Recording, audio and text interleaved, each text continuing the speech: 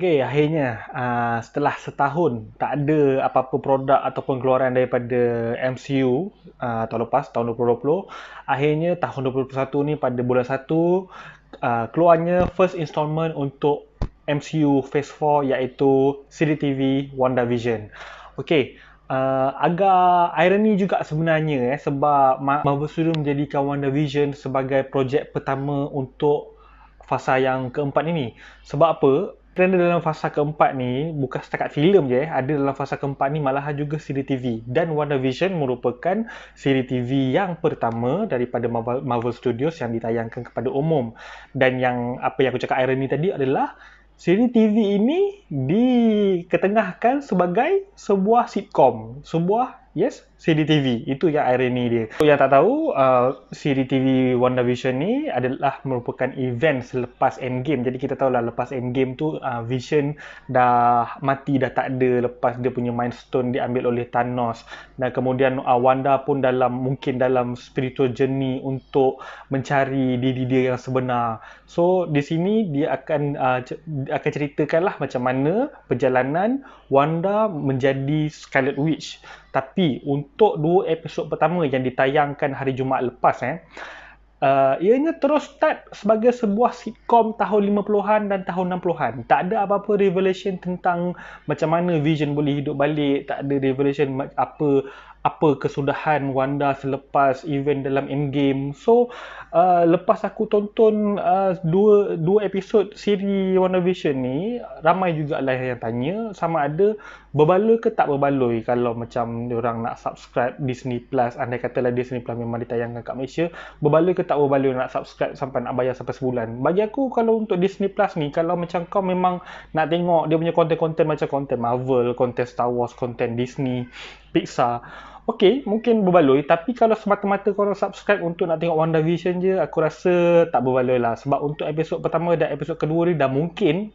Untuk episod ketiga, keempat, kelima, dia tak ada berapa banyak revelation. Dia tak seperti siri TV yang fast pacing yang lain. Siri TV WandaVision ni dia agak, bukan nak kata slow burn, tapi untuk dia lebih sesuai untuk di binge watching lah. Dia lebih sesuai kalau kita binge watching siri TV WandaVision ni. Maksudnya lagi bagus korang kumpul 9 episod WandaVision ni sampai ke hujung, sampai ke finale. Lepas tu barulah korang tengok dia ibarat macam satu filem yang sangat panjang. Tapi kalau macam korang macam memang tak tahan spoiler ke apa ke, bolehlah kalau korang nak tengok untuk satu episod setiap minggu semua ni kan. Tapi bagi aku, patutnya siri TV WandaVision ni dia ditayangkan sekaligus je semua episod. Sebab apa yang aku dapat daripada feedback kawan-kawan aku lepas diorang tengok WandaVision ni, ramai kata macam diorang confused, diorang macam kata cerita ni bosan, tak ada action apa semua. Well yes, episod 1, episod 2 memang tak ada apa-apa revelation sangat. Sebab memang dia lebih kepada 50s sitcom, 60s sitcom. Jadi kalau macam kita Malaysian lah kan, kita Malaysian biasanya kita tak boleh nak relate sangat dengan 50s and 60s sitcom. Mungkin kalau diorang tunjukkan 80s ataupun 90s punya sitcom ke, mungkin okey sikit lah. Sebab kalau kita Malaysian kat sini, kita lebih kenal sitcom-sitcom seperti Cheers, How I Met Your Mother, Friends, Two and a Half Men, The Nanny, Big Bang Theory. So mungkin kalau lepas ni WandaVision pergi ke episod di mana diorang menunjukkan sitcom tahun 90-an ataupun tahun 2000 ke atas, mungkin time tu barulah kita boleh relate. Dan mungkin juga waktu tu ada banyak lagi revelation tentang apa sebenarnya terjadi kepada Wanda dan Vision. Aku perasan untuk episod 1 dan episod 2 ni, episod 1 ni dia homage lebih kepada siri sitcom tahun 50-an iaitu The Dick Van Dyke Show. Dan untuk episod 2 pula, yang ini memang nampak ketara sangat. Ianya seolah-olah homage kepada Bewitched pada tahun 60-an. Bewitched ni aku tengok agak sikit-sikit. Dia ada keluar dulu dekat Hallmark, tak salah aku, dekat Astro. Adalah sikit-sikit aku tengok. Jadi aku tahulah macam mana dia punya intro pun semua. So dia punya intro, dia punya opening, dia punya suasana sitcom tu pun memang dia tunjukkan macam lebih kurang sama macam sitcom-sitcom yang lama ni.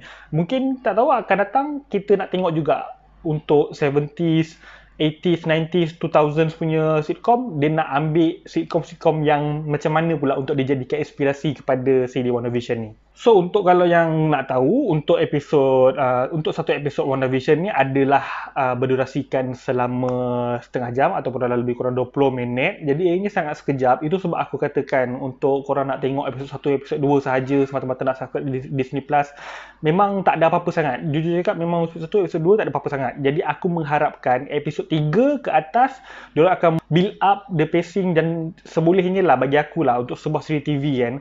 Dulu yes, formula slow burn ni diorang gunakan di dalam siri TV Marvel Netflix macam Daredevil, Luke Cage, Jessica Jones. Agak uh, orang kata apa, agak berbaloi jugalah menunggu dia punya episode build up tu. Tapi sebenarnya bila diselalukan guna pun, penonton akan cepat rasa bosan sebab sekarang ni terlalu banyak siri TV, terlalu banyak filem di laman streaming untuk ditonton. Jadi penonton tak ada masa nak tunggu kau nak build up pacing untuk sampai ke kemuncak barulah kau nak ceritakan action-action apa semua kan. So biar kalau boleh aku harapkan episod ketiga ataupun episod keempat ni dah mula ada action ataupun dah mula ada elemen-elemen superhero di dalam siri TV WandaVision ni. Dan satu lagi aku perasan dalam siri TV WandaVision ni, walaupun ianya menggunakan konsep sitcom, tapi kita masih boleh rasa lagi feeling misteri dan feeling creepy di dalam plot penceritaan dia ni. Sebab kita tahu, Wanda selaku Scarlet Witch, dia boleh create new reality. Dia boleh melakukan sesuatu hanya menggunakan perkataan dan dia punya kuasa sahaja. Jadi kita boleh nampak dalam ni, walaupun ianya penuh dengan gelak ketawa sitcom, gelak dengan ada suara-suara tepukan gelak ketawa penonton, tapi secara lahiriahnya bila kita tengok, kita rasa macam ini adalah sebuah reality yang Wanda create apabila dia depressed. Jadi bila kita delve ke dalam minda Wanda yang dia create reality sitcom ni, so kita baru nampak adakah Wanda ni mental, adakah Wanda ni memang, kita baru rasa kesian lah, kita baru rasa simpati lah disebabkan distress macam tu sangat akibat kematian Vision, kematian adik dia Quicksilver, menyebabkan sampai Wanda jadi macam tu. So itu yang membuatkan siri TV ni berasa sedikit creepy, berasa sedikit misteri. Dan satu lagi kalau perasan dalam siri TV ni, aku perasan banyak menggunakan simbol-simbol SWOT. Okey, itu memang dah lama dah diorang tunjukkan ataupun pakar-pakar teori Marvel dan pakar-pakar Easter egg Marvel diorang reveal dalam video-video YouTube diorang tentang kewujudan satu organisasi yang diberi nama SWOT. SWOT ni ibarat shield tapi dia lebih kepada research tentang alien.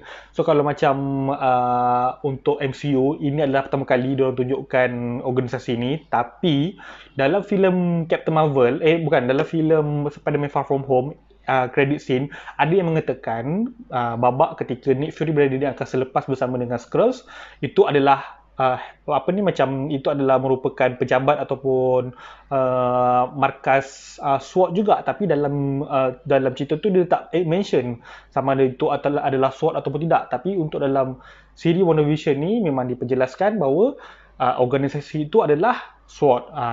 Dia lebih kurang macam shield jugalah. Dan aku dapat rasakan organisasi ni akan memainkan peranan yang sangat penting dalam siri TV WandaVision dan dalam instrumen akan datang MCU. Cumanya apa peranan SWOT dalam WandaVision ni, kita masih tak jelas. Adakah SWOT yang menyebabkan Wanda terperangkap dalam dunia sitcom ataupun SWOT sebenarnya ingin menyelamatkan Wanda daripada realiti depresi yang dia create sendiri. Itu masih lagi menjadi misteri. Dan kalau macam ramai yang cuba nak hunt Easter eggs dalam WandaVision ni, aku rasa banyak sebenarnya Easter egg yang dia cuba nak tunjukkan. Boleh catch lah dalam dia punya intro, dalam dia punya backdrop ke apa ke. Tapi yang paling jelas sekali boleh nampak adalah pada iklan dalam siri TV ni. Yes, siri TV ni walaupun merupakan siri TV merupakan siri TV internet streaming, tapi ianya juga secara menariknya dia ada iklan jugalah. Ada macam satu iklan je.